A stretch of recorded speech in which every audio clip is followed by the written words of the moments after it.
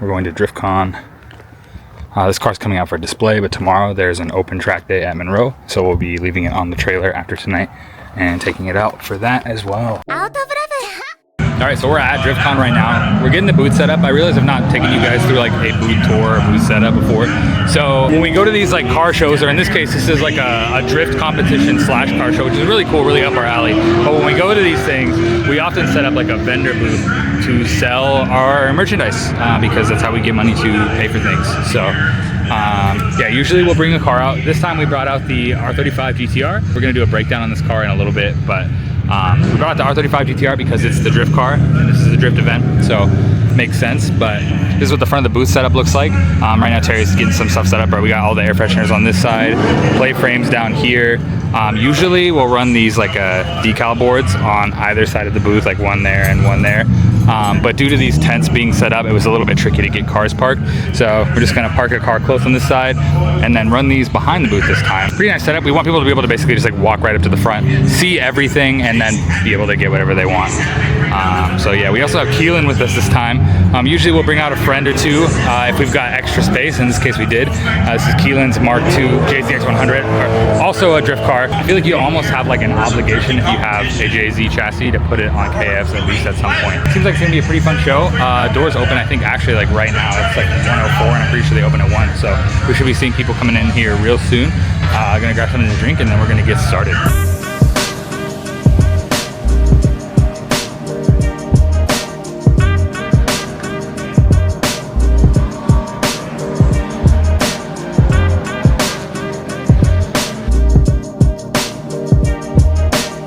Alright, we just passed Tech. I'm gonna take you guys out on the first laps. I haven't driven any of the open drift layouts yet, so I am basically just gonna go out there and watch a car or two and then send it. So we'll see how it goes. I'm gonna take you with me. I think we'll put you guys facing forward for the first lap or two since I'm probably going solo. But yeah, let's send it, see how it goes.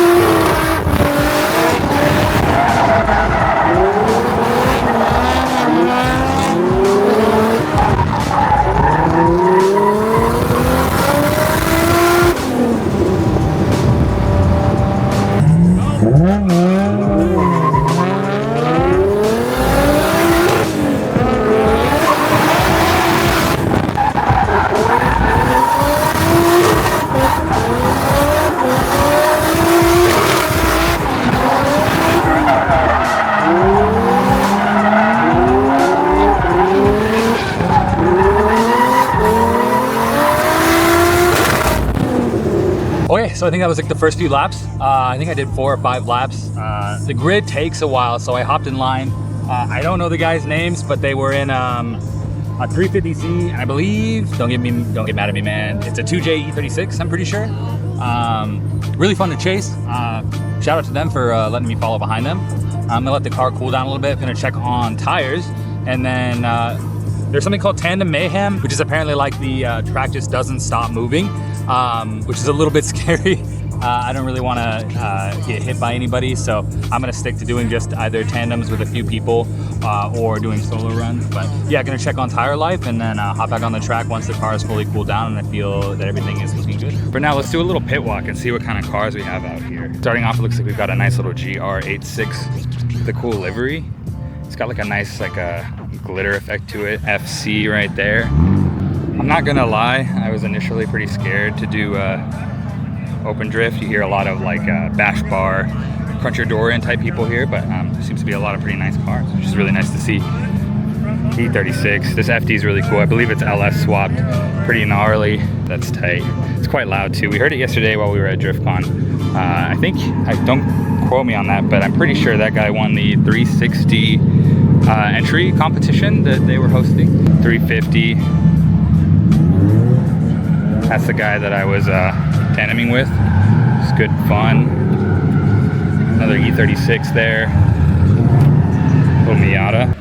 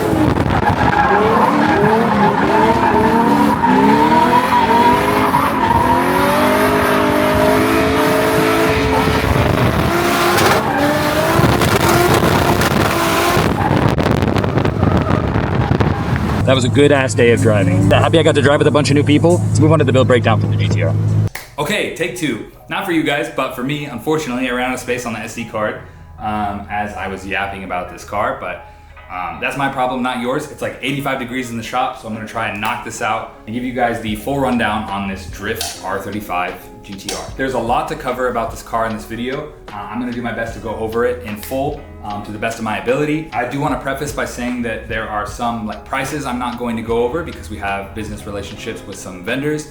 And I haven't discussed with them whether that is something that they are okay with me talking about, so I'm not going to. My goal is not to gatekeep anything from you guys. In fact, I would love if more people did Drift R35 GTRs. Obviously, that's quite an unrealistic thing to ask of people, but I want to give you guys the recipe to do it if you want to do it yourself. All I ask is that if you're going to do it better than me. I want you guys to have the info because I want you guys to make cool and better cars than I was able to do myself. So the question that I probably get the most frequently, why did I put a 2J in an R35 GTR? 1. 2, did I buy a perfectly clean GTR and pull out the VR38 and everything else in order to make this drift car? To answer that second part first, absolutely not. I do not have it like that. I wish I had money to be able to take like a low mile, clean, perfectly running car, pull everything out and make it into a drift car. I bought this car as a rolling shell, so no engine, no transmission, and we built from there. This car is a 2013 R35 GTR Black Edition, which in terms of what it is now, it doesn't mean anything, but it's cool. I like that it's a Black Edition. This car actually has a lot of history. I don't know too terribly much on the original owner, but the long story short is that it used to be a TX2K monster drag car. We're talking 2,000 plus horsepower drag car. And in fact, the rear bumper, you can still see the hole cut out where the parachute used to be. The previous owner took his billion horsepower stuff out and reshelled it. This car went up for sale on Copart. I was not the person that bought this shell on Copart, but my friend Jeff was. In the Washington area, Jeff's known for putting JZ engines in absurd platforms. He's got a lot of really cool builds. He had intended to originally do a JZ swap on this car as well. Unfortunately, those plans didn't work out for him and he listed the shell for sale. I had the JZ that's in this car sitting on an engine stand. I had a Spec S S15 sitting in Japan. If you're not from the US or if you're not familiar, a car has to be 25 years old before it can be imported into the US. The Spec S that I had bought still had about 10 months left before I could bring it over to the States. And I had kind of a lightning bolt moment where I was like, I can probably sell this Spec S for what he's asking for this shell. And if I'm able to do that, I can start on this project basically 10 months early. And so that's what I did. I bought this R35 GTR shell for $20,000. For some of you, that's probably gonna seem absurd. And for others, you're gonna think that's an absolutely banging deal. I understand both sides of that. For me, given the platform, Jeff had actually already notched the front subframe and hammered out the tunnel. It made it quite a bit easier for us in terms of starting this project. I think it was well worth it. And the kicker in question that I also get a lot, clean title. So I have a clean title R35 GTR drift car. The bare bones breakdown of this car is as follows. 2JZ engine, it's a 2JZ VVTi all the way top to bottom, no 1.5, none of that, just a straight up 2J VVTi. Made it to a Fishtech bell housing adapter, which is attached to a CD009. If you're not familiar, it's a 350Z 6-speed transmission. So JZ to Fishtech bell housing adapter to CD009. Moving to the back of the car after the transmission, you just have a custom measured to length one-piece solid drive shaft. Now, on the topic of the rear end, which is a question that we get a lot about because one, R35 GTRs only came in automatic, and two, they're an all-wheel drive platform factory, so you don't expect that to be on a drift track. The question that we probably get asked the most is it rear-wheel drive swapped, and what did you do to make that happen? So the rear end for the car is more or less a 370Z rear end. I had no confirmation, but I had heard rumors that a 370Z rear subframe could bolt directly into the R35 GTR. I didn't know for certain. I couldn't get confirmation from anybody if that was the case. Obviously, because it's not a common platform you see ripped apart like this. I bought a 370Z rear subframe, 370Z diff. We put a CAS two-way in it. GK Tech had a full rear end kit. We're talking knuckles, arms, all that stuff. I took this 370Z subframe and we basically built the whole rear end outside of the car, rotors, calipers, all of that. The R35 GTR is transaxle from the factory. The transmission is in the rear. There's 6 studs that the rear subframe bolts into. I'm happy to report for you guys, the 370Z rear subframe bolted directly into the rear 4 studs of the R35 GTR.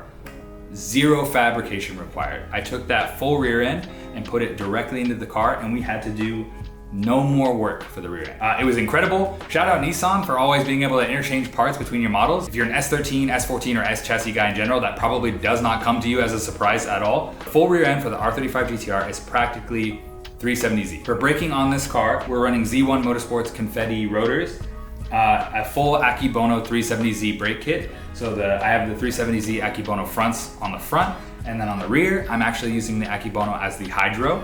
And I retained the R35 GTR rear caliper as the main rear brake caliper. I wanted to retain the R35 GTR front as well, and I was struggling to fit that gigantic R35 caliper in a 19-inch wheel well. So far, this caliper has held up well despite how heavy of a car this is. On the topic of angle, I've got a ton of questions about what we did for the front end of the car. We've retained the R35 steering rack, so it's still an OEM R35 steering rack. More or less the whole front end kit.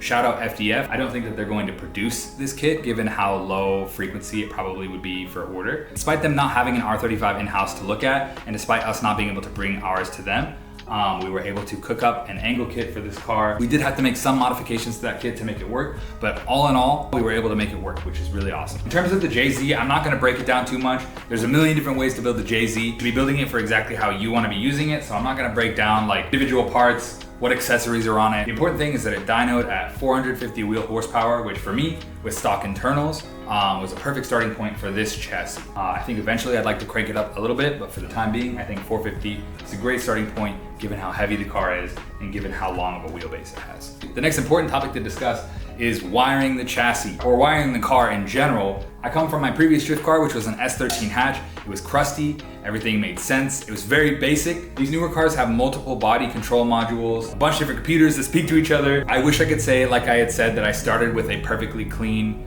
GTR that had everything in it, and I was able to retain everything and have it work fantastic, and that it has AC, but that is unfortunately not the case. As I said, I bought it as a rolling shell. It didn't have an engine or transmission. It did have a chassis and an engine harness, but both were unfortunately pretty heavily modified given that it was an XT-X2K car. Felt that it was going to be a huge headache to try to get everything working. We opted to pretty much gut the entire car and rewire from scratch. So with that being said, the car is running on a Link Fury for the engine management and a Link PDM for power and for the chassis harness. This is my first time using a PDM in a car.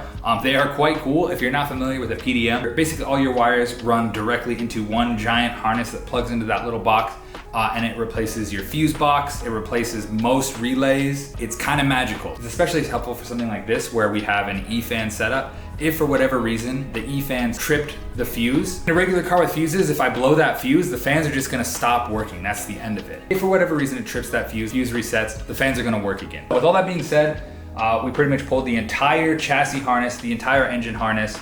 It's a Wiring Specialties engine harness to the Fury, nothing crazy there. For the chassis harness, it is completely rewired from scratch. So you're talking wiring to fuel pumps, headlights, brake lights, turn signals, a stereo. I'm not going to go into too much detail on the interior because that's like a stylistic choice. Do whatever you want for your interior. But for the quick breakdown with some Brid Zeta 4s, they're the Funky Queens with the pink stitching. I thought that was cool because I have a pink wheel. I've got some pink and purple accents. I don't know, I just think it looks neat. Subwoofers, amps, sounds good. Music is important to me. I want to be able to hear the music while I'm drifting, which is quite loud. So good audio system. In terms of cooling and stuff like that for the car, we're running a coil rad for the radiator, Speed Factory on the intercooler. Turbo's a G35 900, Plasma Man manifold, some gritty stuff. All of the fueling is pretty much radium. I've used radium stuff in all of my cars, drift car, non-drift car. Their stuff is fantastic, highly recommend. Some of the fun stuff about having a chassis that also has a lot of aftermarket support is you're kind of able to mix and match some things. For example, this radium coolant overflow tank, this bracket and this container is meant for an R35 GTR, and it's already at the highest point in the engine bay. But yeah, future plans for this car are mainly aesthetic. Right now, we're mainly on stock R35 Aero. I have a lot of cool stuff coming for this car. I don't really want to spoil it because I want to show you guys as that stuff comes in. I've been waiting for a long time to get these parts from Japan. You know how it goes. But expect a whole bunch of nice new Aero, a nice refresh for the car. Paint should be pretty exciting. As always, sorry for the long delay between uploads. I am trying to get better about being on YouTube. Shoot me ideas. If there's things that you want to see that we've been working on our other social media platforms, let me know. I'm happy to do videos on the cars, breaking them down. If you want to see POV driving, drifting, so on and so forth, or you like this video, leave a comment, like, subscribe. Thank you for spending the last who knows how long listening to me yap about this car, and we'll see you in the next one.